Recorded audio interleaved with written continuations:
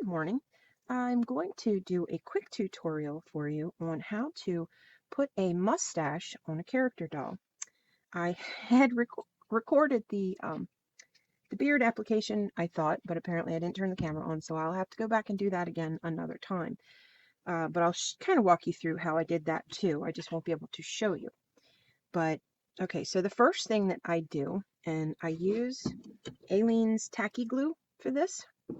The first thing I do is I take a piece of the fur that I'm going to use, or you can use natural fur or synthetic, that's entirely up to you. This is from a rug, a sheep fur pelt rug that I had purchased specifically for doing Santas and such. It's great fur, very useful for a lot of things. What I do is I cut one little weft off and I pinch it tightly between my fingers like this. A very short piece. I'm trying not to be in the shadow here of the camera. Okay. And then you're going to take your sharpest scissors. You're going to come to it. Let's see if I can.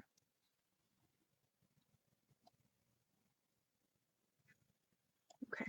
Take your sharpest scissors and you're going to come right to the end. So you're cutting about, I want to say about a centimeter, and just keep snipping and snipping and snipping. You want really small, fine hairs. You don't want flocking small though, because you still want these to knit together.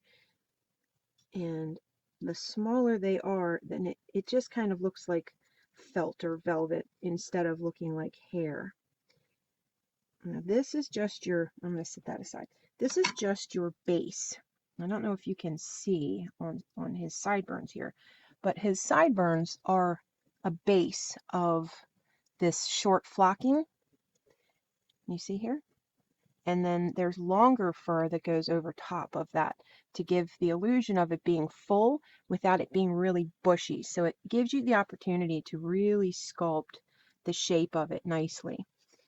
Okay, so this Aleene's tacky glue is just what it sounds like. It's very tacky. So I tend to not try to pour it out, but instead I use a stick and a paintbrush, like so.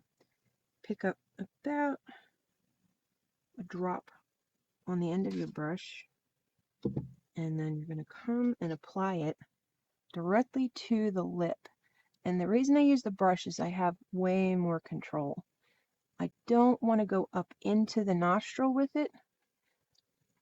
Now when you push the hair into this, the glue is going to move around with the hair. So it's best to put less on instead of more. When I say less, I mean cover less surface area, not less glue, because you want to put a good bit of glue. But cover less surface area, because then once you push the, once you push the hair into the glue, you'll see it spread out and see why I do it this way. Okay, so set your brush aside. Don't forget to wash it, because if that stuff dries, it makes quite a mess. Okay, so now you're going to take a little clump of this stuff. Come back into frame. Let's make sure we're in the light. Right. Sorry. Trying to make sure you can see what I can see without blocking the light. Okay, so you're going to take a clump of this and apply it to that pile of glue there. Now I have a paintbrush that I use that I don't know if you can see that. The end of it is pretty spread out and it's a little bit stiff from paint in the past, so it's useless for painting. But for applying hair, it's fantastic because it works kind of like a needle felting tool in that, and if you have too much, feel free to remove some. You're not trying to make this the mustache. This is basically your base layer. And you just keep pushing it into the glue and then pressing it in until you're pretty sure you have all of the hairs you're using knitted into that adhesive. Okay, just keep pushing them up towards the glue and into the glue. Towards the glue and into the glue. Okay, and then if you have an air can, you can use that, or you can just pull it aside and blow this excess hairs away. And use the brush to make sure. And I just kind of tap it the way you do with the needles on needle felting. And like I said, that brush it almost looks like little pins. And it did that by itself, and I noticed it, and I've used it for this job ever since. Okay. And the beautiful thing about this is now when I apply the longer hairs, I get a really thick, beautiful mustache, but I can still, oops, let's pad your head there. There we go. I can still tell it where I want the mustache to be. So going by the handsome gnome on the cover of the Gnome Maker's Bible, this is a book that was given to me a while back. It's a great book, and it's full of all kinds of fun gnome information. But I look at the mustaches that they represent on the gnomes, and I kind of like them the best. So, all right, what I do next is I select the hair that I want to use for the mustache. And I tend to find one that kind of already has a natural mustache arch. Okay, and then I separate out the runaway hairs, but try to maintain that shape. Okay, now this one is going to go on this side. And what you also want to do is let that dry. Now, I did this side of it a little while ago, so it's actually already dry.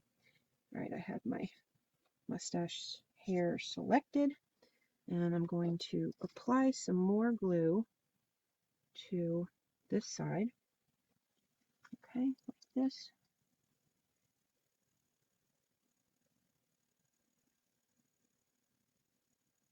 Pressing it into the hair that's already there. When you go back to the glue, do not let those hairs that are now in this glue get on your, it's pretty easy, just wipe them off with your fingers or on a paper towel if you have one handy. Okay, so pick up more glue, clean glue preferably, without hairs in it.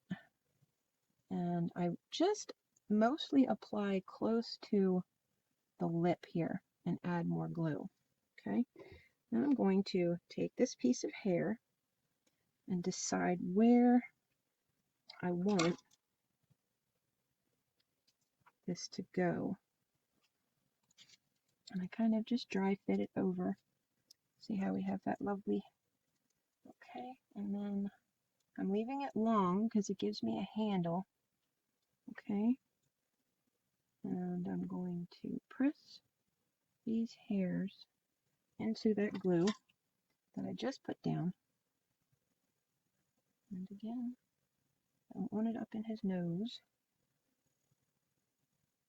And doing that same kind of needle felting. Okay, getting that well attached.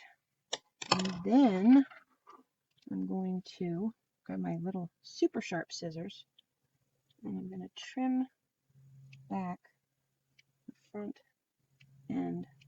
And be careful not to pull hard at this point. Let the scissors do the work. Don't try to pull it away. Okay, I'm going to come back with the glue again. Turn them around so you can see what I'm doing, hopefully. Trying to get them at the right angle. Okay, and then I'm going to, and you can thin this down if you want so you don't get shine from adding too much glue. Now I'm just going to grab those cut ends, gather them together right here under the nose, and press that into the little divot under the nose. Okay. Apply a little more glue right there. And for this part, I want it to be very tight. I don't really want it to want the glue to show. So I'm going to use the end of this paintbrush. And if you have a stray hair or two that are misbehaving.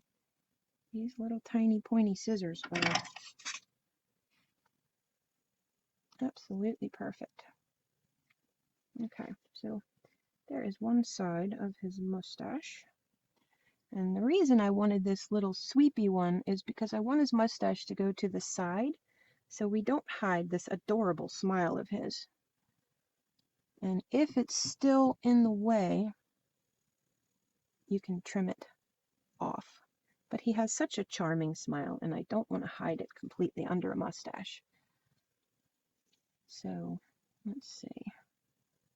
Make sure that it's going where I want it to. Might need a little more glue. Lift up gently.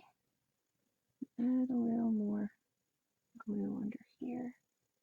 And I like using the Aleene's tacky glue for mustaches, but I use fabric tack for beards. And I will tell you why when we do the beard in another video. It's all about dry time and the effect of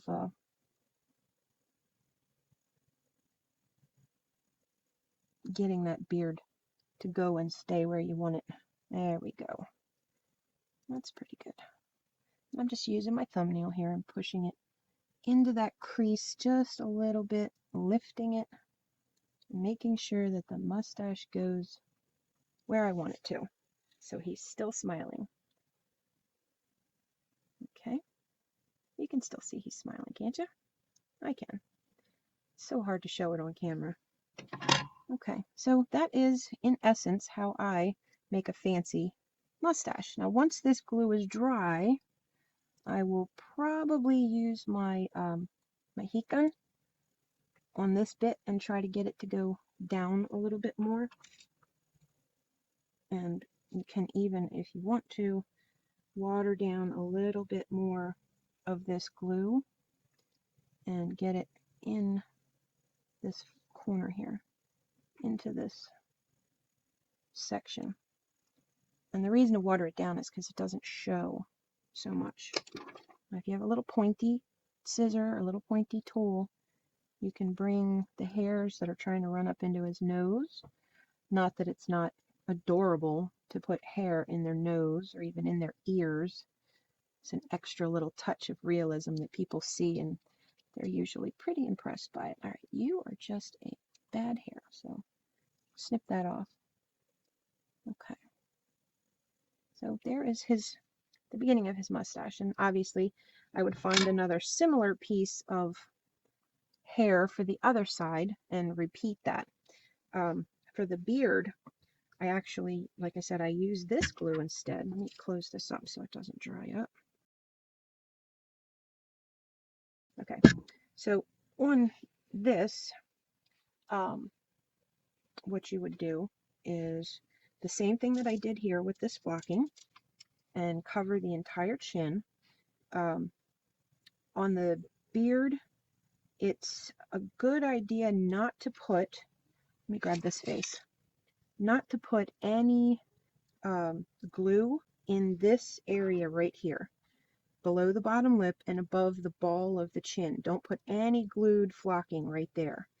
Because if you do, then this area right here is not thin and wispy, which it always is on a beard. You can actually almost see to the skin through there with most men's beards. And I let the flocking get away from me a little bit right there, so you can see how thick that is. Not my preference, but it doesn't look terrible. But I apply the glue and the hair in a full piece for the beard, unless you want those wispy tips. So I would take, as you can see, and cut right down and free up the hair that I want to use. Okay. And I usually grab the curly section of the hair. The pelt that I'm using has both straight and curly hair. The curly hair tends to knit together better and gives you a nice bushy beard.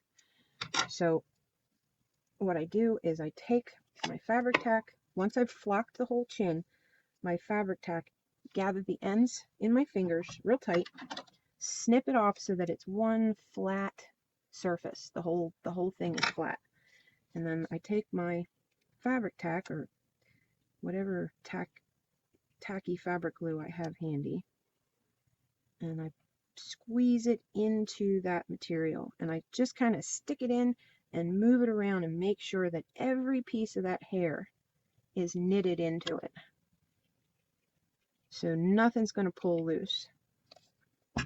A lot of times you'll end up with loose hair if you don't do it this way, and the thing will just shed constantly for the rest of its natural life, which is enough to drive you crazy. And then I just take my finger, and I know it gets on your finger, it's hard to get it off, but it's all part of making sure this does not come apart. All right, now while it's still wet, you're going to take and spread it as evenly as you can, like this, and then push down on the front and up on the back, and it's going to spread out the ends that you're looking at and then press them into each other like that.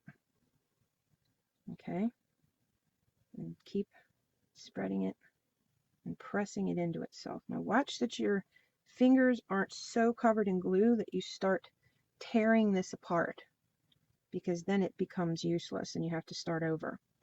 Okay, now you'll notice when I flip this over, because I did that slide, the roots of the back ones are down here and the roots of these are up here. So I can take and cut off any glue that's still showing, but you can now see that from the front you see almost no glue at all. Okay, so we have this flocked area and we want to make it a beard. So here I already added some and trimmed it down, but now you have your flocked area and you're going to apply this just below, let me see, apply this just below where the flocking starts. Can you see that?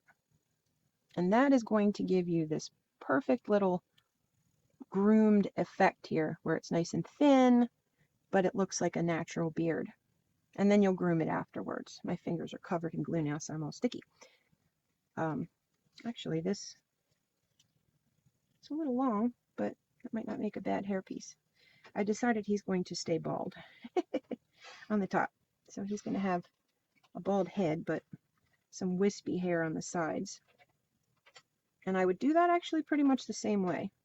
I'll cover the, well, for him to keep the head as light as I could, the majority of his head is hollow.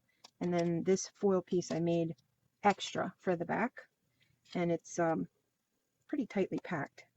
But he will have something along these lines. And there will be a layer of flocking that covers the whole back. I may, because his hair is going to be white, I may go ahead and paint this white before I start doing it, just to make sure that nothing shows through of this foil. And that will be about it for him, other than his gnome hat. And he will be ready for his new home. The gnome will go to a new home. So that's how I do a mustache, and it's just one way. There are other ways to do it, but that is the one that I find works best for me, and it always gives me a good result. So I hope that was informative for you. I hope you decide to like my channel and come back and see what project I'm working on next. I'm going to throw in lots of helpful hints. I have another video that I just made to show how to make these crazy durable hands that are great for a doll like this, where you want it to be extremely posable and you want to be able to have them grab onto things and hold them and change that thing that they're going to hold on to anytime, because you can change their pose. You can give them so they can flash the peace sign or whatever it is you want them to do. Point at something, their hand will pose over and over and over again, and it will never break. I have done so many of these now that I am completely confident that they don't break. Anyway, that's it for us today. Don't forget to like the channel. Thank you.